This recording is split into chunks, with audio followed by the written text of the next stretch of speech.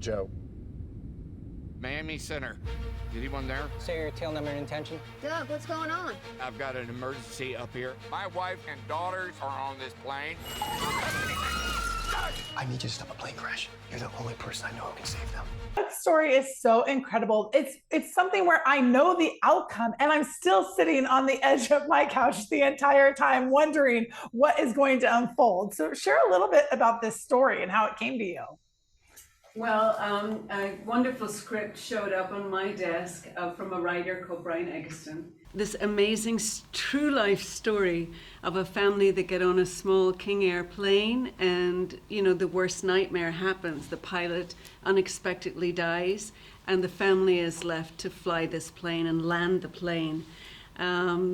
They pray on that plane as one might. I would say there's probably no atheists in a foxhole.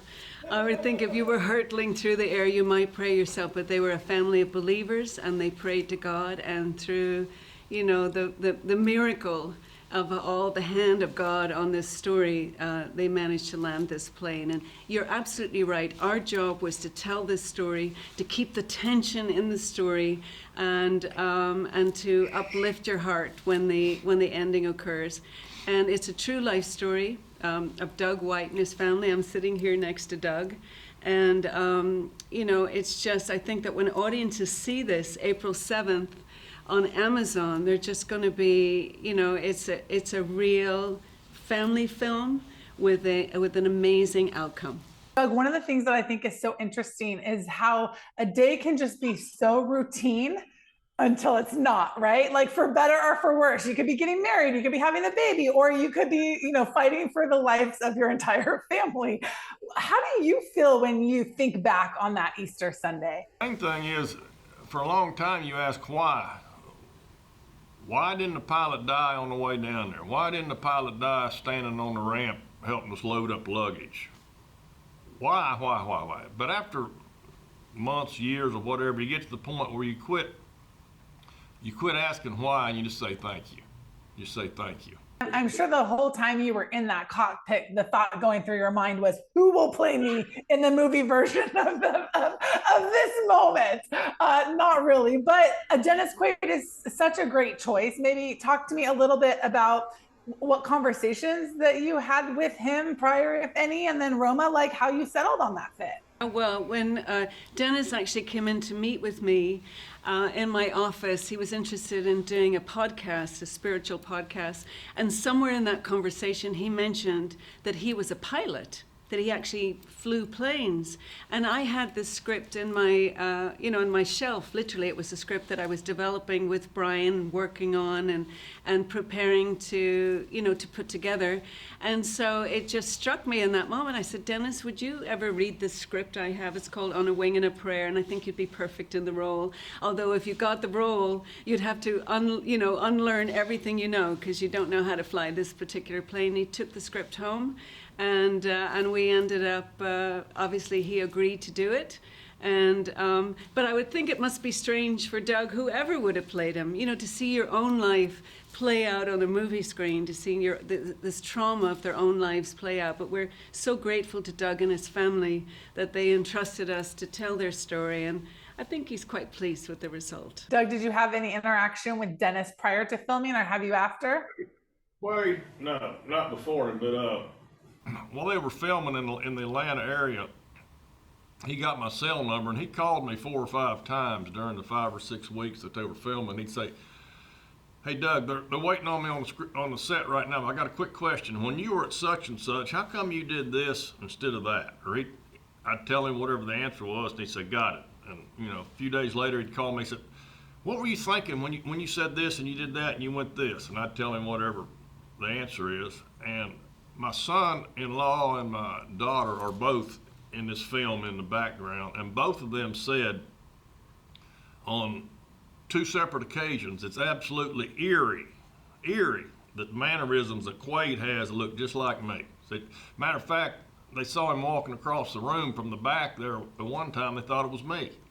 But he could have studied, he gets into your, matter of fact, the last conversation we had, he said, "Thank you for letting me get into your head these last 6 weeks."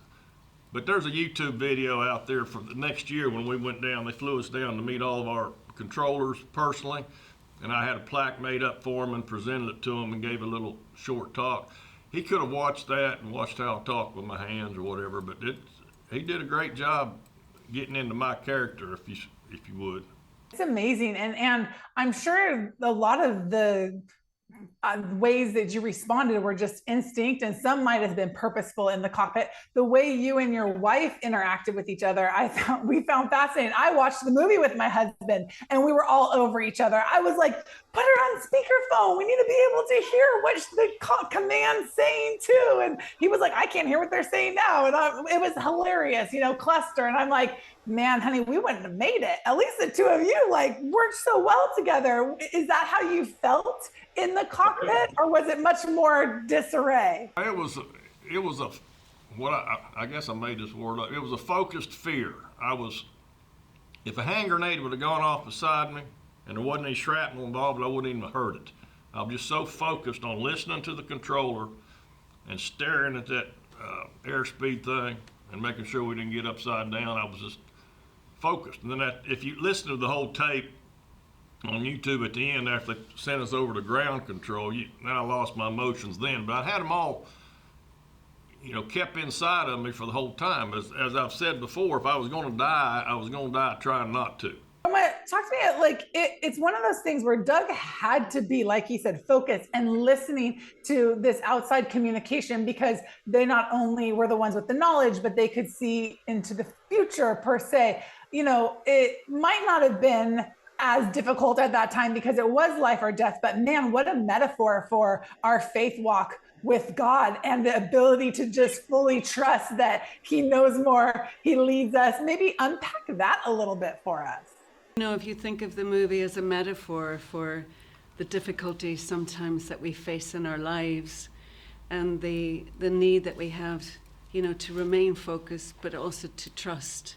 I love in the film, we show a sequence where the family joins hands in prayer, and we see the emergency services preparing on the ground for what they believe will be a different outcome. Thank God it wasn't a different outcome and the plane lands safely. But I think in our own lives, we maybe aren't at the controls of a plane. We maybe don't have to land a plane. That's unusual, exceptional circumstances. But we all have something in our own lives where we've prayed about and we've asked God's help. And I think there's a fantastic moment in the film where Doug has to let go. And he's been encouraged by the pilot on the ground who's talking him down to let go. And sometimes in our lives, we're hanging on so hard, trying to control the outcome. And sometimes the answer is just to let go and to trust God. And I think that this film has many layers, many meanings. For the general audience, it's a great thriller. It's, you'll be at the edge of your chair and you'll be screaming and cheering at the end. And for people who are coming to it as people of faith, it's about the power of prayer. The prayer works, and that we believe in a God of miracles and second chances. And a shout out to our amazing cast, not just to Dennis Quaid, but to Heather Graham, to Jesse Metcalf, and to all the supporting players who make up this really fabulous movie. It takes a village to make a movie, and a lot of people, worked at their best and brought their most excellent game to bring this film together. And we're delighted that it will start to stream on Amazon. It will go out globally April 7th, which is Good Friday, just in time for the Easter weekend. And the true story, of course, happened for Doug and his family on an Easter Sunday. So, we think it's just the perfect time for the world to see a film like this. Absolutely. Perfectly placed, and a message of inspiration and hope. Doug, thank you for sharing your story. Roma, thank you for making it accessible for us all to see. And I can't wait for audiences to get a chance to see it themselves. Thank you so much.